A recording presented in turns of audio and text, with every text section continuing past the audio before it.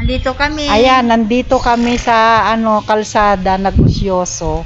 Kasama ito si George. Ayan, oh. O, ayan si George, oh. George, say hello. Hello. Hello. Oh, good morning. Oh, ayan. Wow.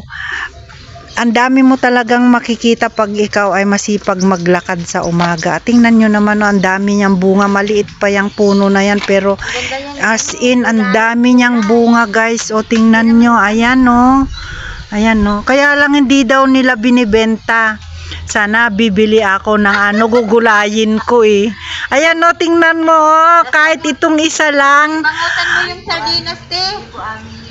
Charot. Ganda yan, may sardinas. Oh, nako, kahit adobo lang ang pagluto mo dyan, masarap na. Kaya lang, sorry ka na lang, Erlinda, hindi pwedeng ibenta. Naku, na-inlove talaga ako dito sa langka nila. Masarap kasi itong gawin.